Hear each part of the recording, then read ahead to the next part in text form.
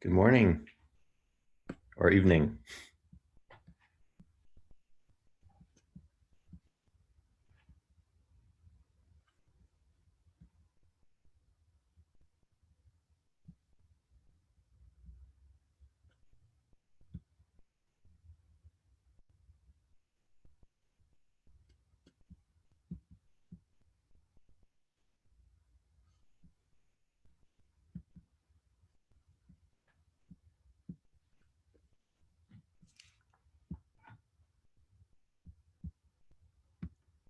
Give it one more minute here.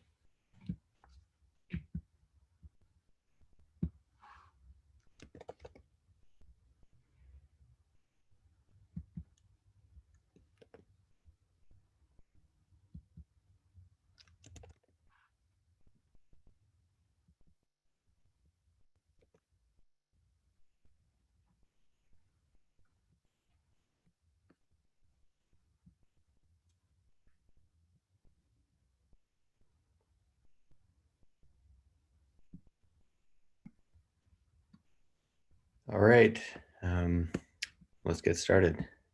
How's everyone doing? Good. Woo. Woo.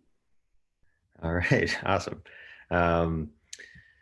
So looking at the agenda today, it looks like it's me with the cluster ID proposal. So let me screen share here.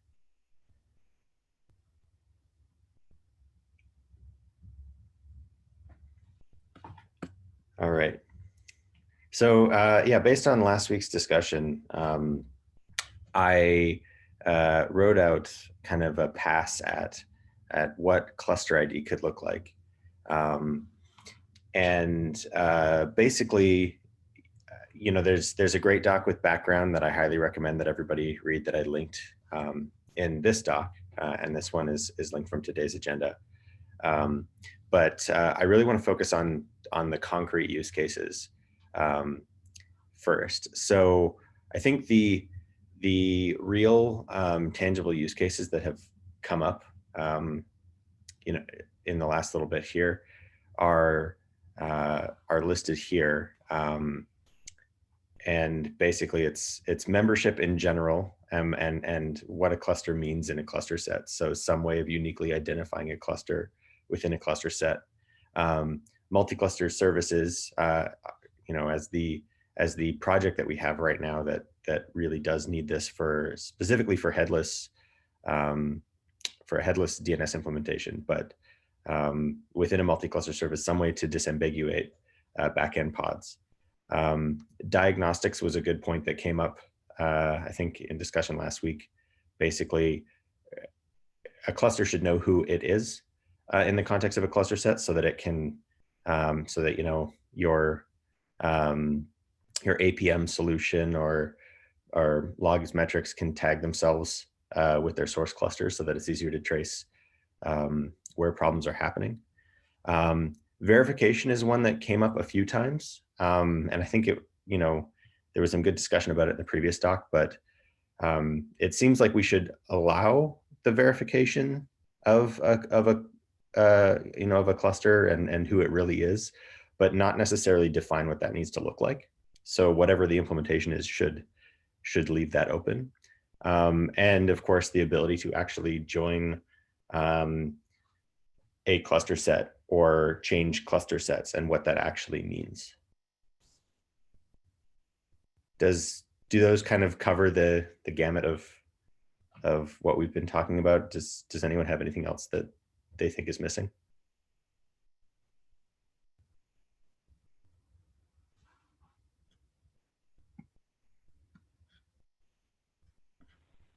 There's a question on the chat, Jeremy. Did you see it?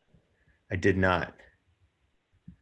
There we go. Now I've got this open. Yeah, just wrote this down. I can also voice it. Like, what's the syntax of that signature field supposed to be? That's a good question. My thought was start by not defining it and see if we need to. Because I'm not sure that the way that you verify that membership or that identity will be consistent across platforms. So I figured it made sense to just basically say implementations can take advantage of this if they want to. Does that make sense? I mean, it's easier to start with maybe less definition and see what evolves, but Yeah, so I'm not a crypto expert in any way. So my first instinct is we should go talk to the auth people who have lots and lots of experience with verified signatures, and they can describe for us what they think is a schema for verification that is future safe, or as future safe as we can make it, and then totally defer to whatever they suggest. Yeah, otherwise I would think like there's a field that's called signature, and it has to be, I guess, a string or something like that. So it has no real meaning as long as it's as the format is not defined. If the format is like domain specific or environment specific, we could basically call it anything. So I think it would be good to at least put some constraints on how it should look like. yeah, I agree, and I think Tim made a really good point. I mean, I'm also not a crypto expert, and so I thought about trying to write out the CRD, and I didn't, because I wanted to start with just the concepts so we can agree on them. But I think that somebody other than me should define what the signature looks like is basically what I'd say there. Somebody who knows this area much better. But I'm all for having definition if there's a good future-proof way to define that.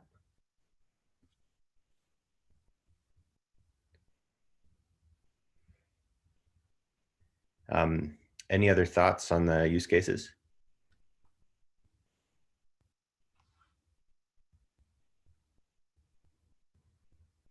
Cool.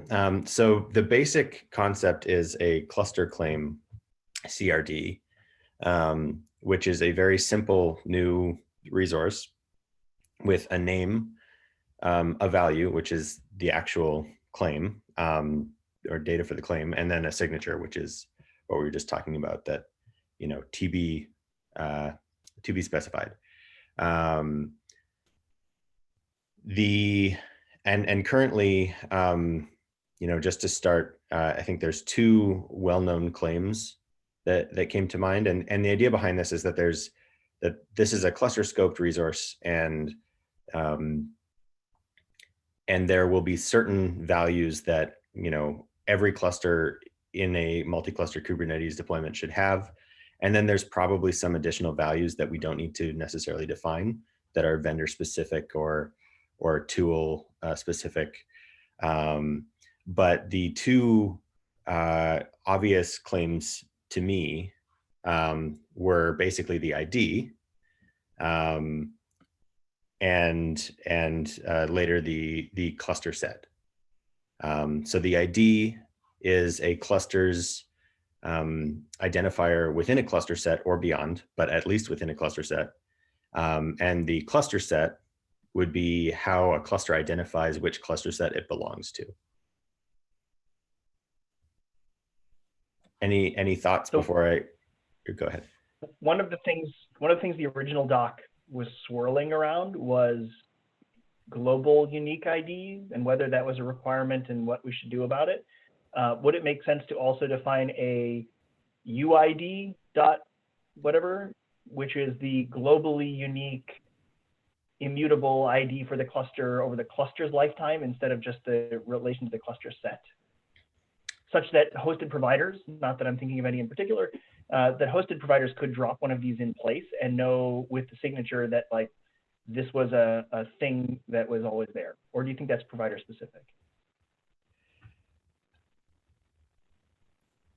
That's a tough one. I think you know, the concept absolutely makes sense. Of course, obviously, having a unique identifier forever is great. Where things get complicated is actually mapping that back to the ID, with, you know, the potentially less unique identifier. And, this is one of the things the original doc touched on as well, but global unique forever basically guarantees not human friendly. Yes. And so the outcome is you have your human friendly string needs to always map to this ID, and they get tied together. And I guess the human friendly version can change, but it starts getting complicated. But also in terms of use cases, like yes, tools can identify the clusters uniquely forever, but like let's look at the diagnostics, for example. If then I need to copy this UID and look up what the human friendly cluster or resolve my cluster from that. And I guess what are the tangible use cases for that, aside from the fact that it does seem intuitively obvious that should exist? So I'm thinking of it as like an inventory ID, right? Like this cluster might be assigned to different organizations or work groups. It might be repurposed over time, but as long as that ID stays the same, some infrastructure can track its movement across those purposes. That's a little vague, I admit. And that's actually my only hang up from defining it yet, is that yeah, that conceptually makes sense to me for sure. But I can't come up with anything that isn't vague that really needs it. And I think most cases could be solved by basically just watching the ID that is mostly or rarely mutable, right? But yeah, also we can add it. I have nothing against a uuid.kates.io claim existing in the future. So I buy that answer, and I'm happy to sit on it until we have a real concrete use case. We can always add it. We can never take it away. Right. So the basic concept of the ID is that it must be unique within a cluster set, for as long as the cluster and immutable as long as the cluster belongs to a cluster set. It probably should be unique beyond the cluster set at least within the scope of expected use. So try to make this unique within your company, or especially your team, but try to pick values that aren't likely to collide. Like test cluster is probably a bad ID, but my specific app test cluster is maybe a much better one. It may be globally unique, but we don't want to define that due to the fact that humans probably need to type this at some point. And it may be unique beyond the span of the cluster's membership and lifetime. There's nothing wrong with permanently reserving these IDs, but I don't know if that's something we specifically want to call out.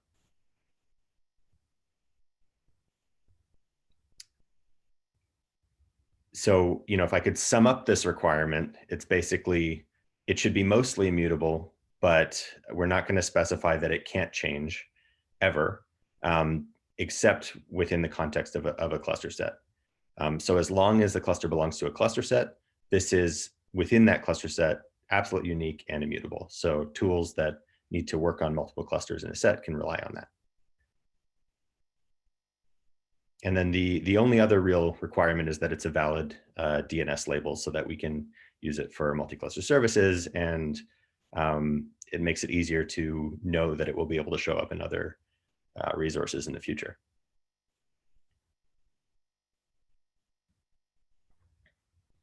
Any thoughts there?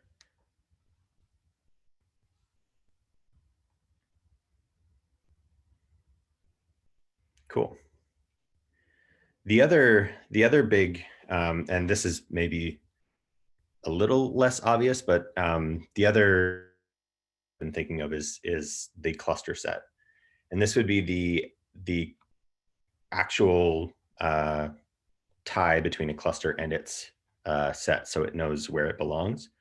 So the first, or one of the big requirements, is that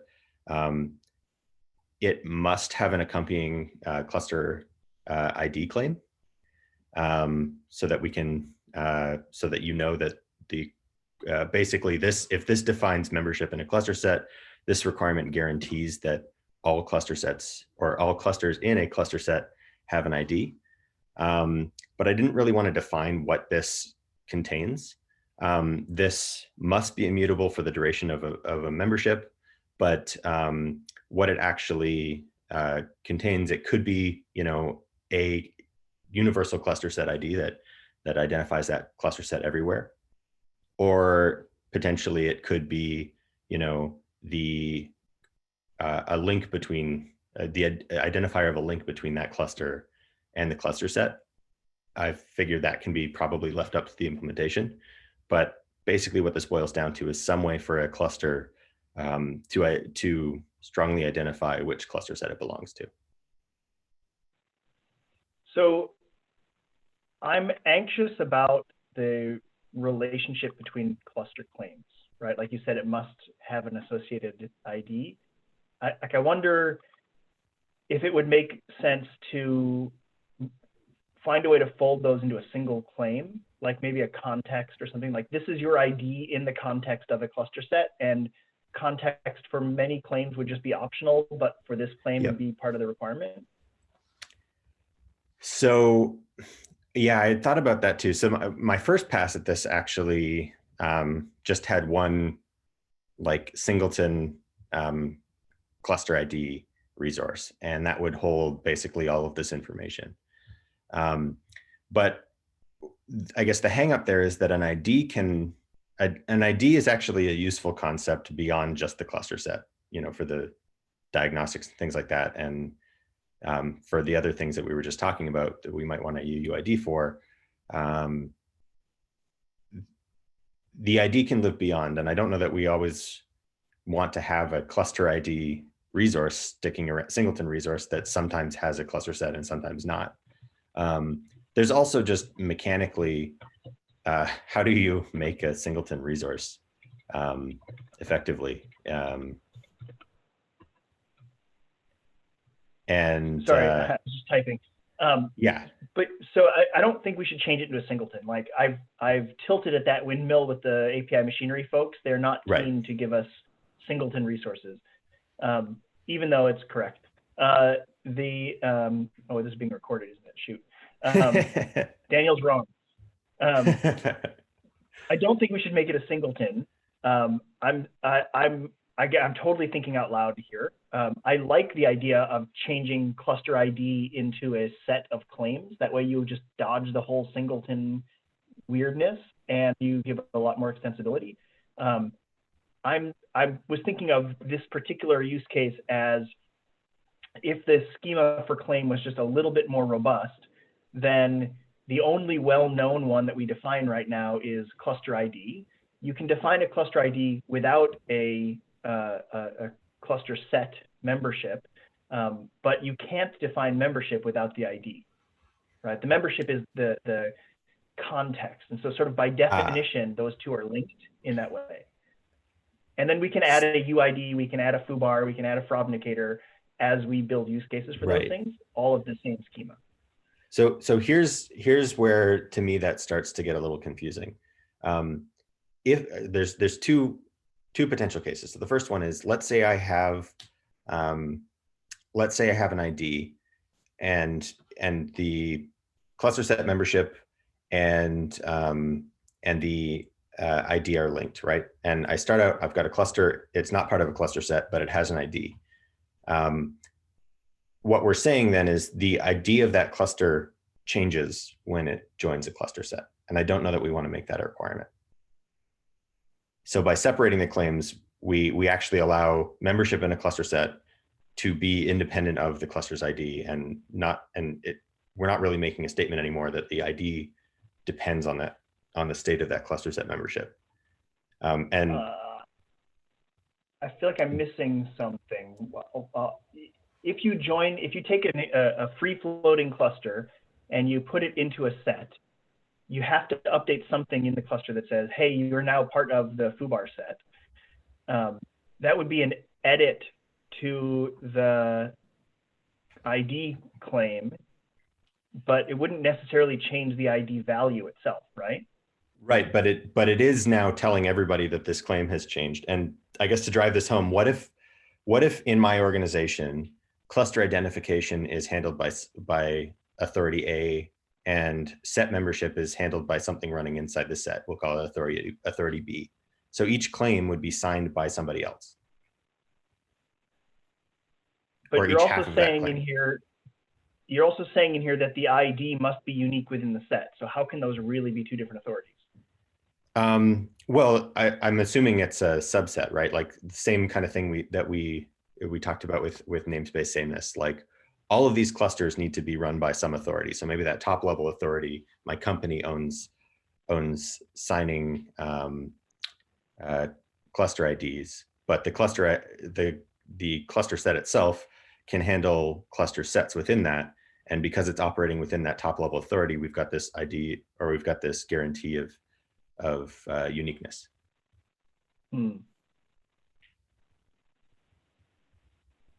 I see what you're saying. If my ID authority was guaranteeing organization-wide unique IDs, then Right. I could have two independent verifications. And because they were organization-wide, they're guaranteed to be unique. But then you come back to this, well, I have two resources that depend on each other, or in one direction anyway. I don't like that, but I need to think about it. I don't really like that part either. And I mean, we could just soften the concept by just saying it must, but by basically removing that. Honestly, that must, that is contentious right now, doesn't actually add anything, because the requirement is really that the ID exists. There must be an ID as long as a cluster is part of a cluster set, and there must be a cluster set claim as long as a cluster is part of a cluster set. The mutual dependence, both are actually dependent on the state of membership in a cluster set, not on each other. So we could just delete that line and maybe feel better about this.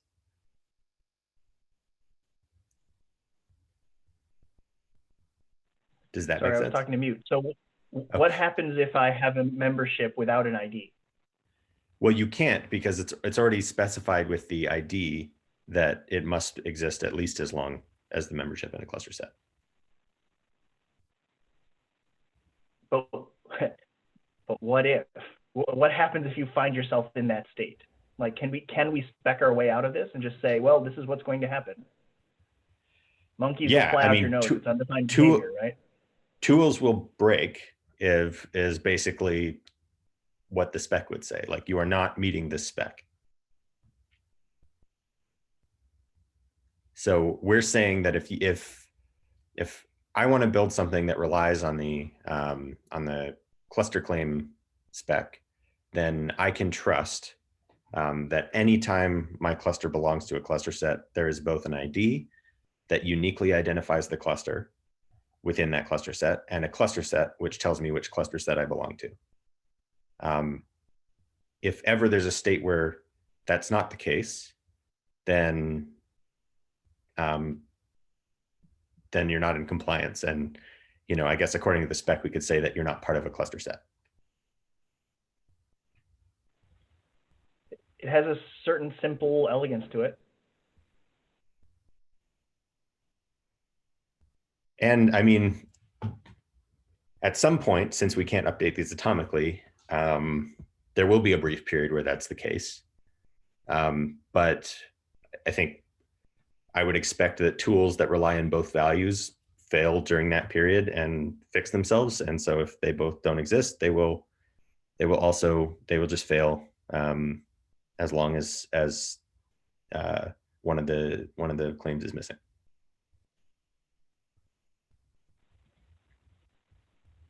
Do we need to work through use case? Like, it might be worthwhile to think through, is it a valid operation to rename a membership within a set? I used to be named Foo, now I'm named Bar. How do I make that happen? Like, the original cluster set had this aliases idea. I don't know if we want to support that use case or not, but is it worth thinking through?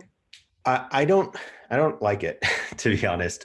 I think reading this spec, that can be accomplished by like leaving a cluster set and joining a cluster set, and you get all of the same guarantees. And that is you don't get many, right? Like, I don't think we want to make consumers of this API have to think through how they handle like changing cluster identification. They should just treat the renamed cluster as a new cluster.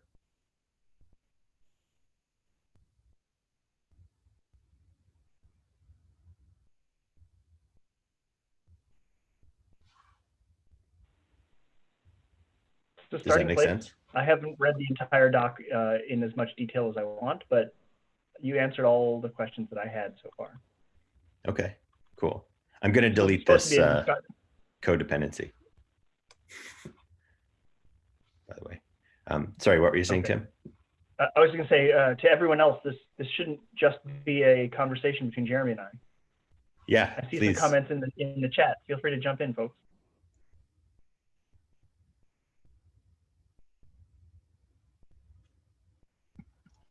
I'll take a look at the doc. My audio is probably super chopped up, so I'm staying silent just because of that. Boy, I switched from computer audio to phone, and it's a million times better. Yeah, that is a good tip. I think the other big kind of door I wanted to leave open was additional claims. So, one of the advantages of this well-known name claim approach is that we can say, Kates.io and SIG's Kates.io are reserved for, first-party concepts, but there's nothing stopping anyone else from creating their own claims for their own tools and use the same mechanism. And we'll know that they won't collide, and it's responsible that they kind of divvy up their own domain. But this can also, we can eventually add the UUID claim. We can add, I think there were some other ideas thrown out in comments. Yeah, like maybe a cloud provider or another provider specific ID, group membership. If we ever do go into what is like a subset of a cluster set, things like that can be stored in claims, but any other, this gives us a mechanism at least to start exploring other forms of cluster level introspection.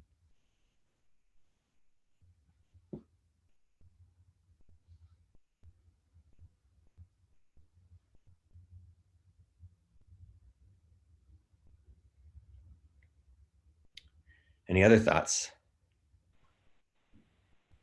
I'll give this a more thorough read through, maybe later today.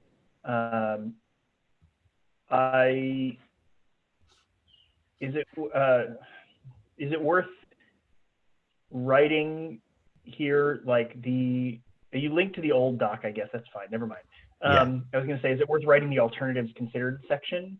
But we did. Yeah, I guess do you want to maybe open a thread with some auth folks and see what they think about verifiability? Yeah, I think that's the next step, is get auth folks involved, and then maybe start drafting up what the CRD will look like, and then assuming there's no major concerns coming from auth, maybe we can turn this into a KEP. I have one question, actually. Maybe you already covered that, but I missed it. Is there examples of different approaches to having like singletons in a cluster as the one that you're proposing here? Like, do you know of any other use case? I don't think there's any other good singleton examples. I mean, to me, this kind of Go ahead, Tim. Many have tried it. I've seen it attempted a few times. Either it usually ends up breaking down into something that doesn't need singletons in the end, or they just pick a magical name and they say, look, I'm only going to pay attention to the thing named default or the thing named cluster, and everything else will be ignored. Or they stick in an admission controller, and like there isn't a canonical pattern to singletons, I think. That's kind of what we're doing here too, right? We've got a cluster scope resource, and it's got a well-known name, and so there's a singleton id.k8s.io cluster claim.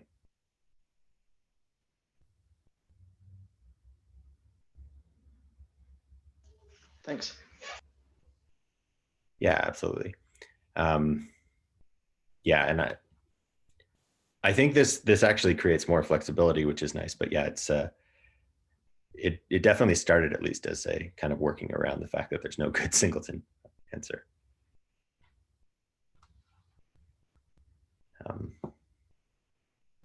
Cool. Any other thoughts, or I guess we can kind of check in next week and hopefully we'll be able to get some auth folks to look at it before then.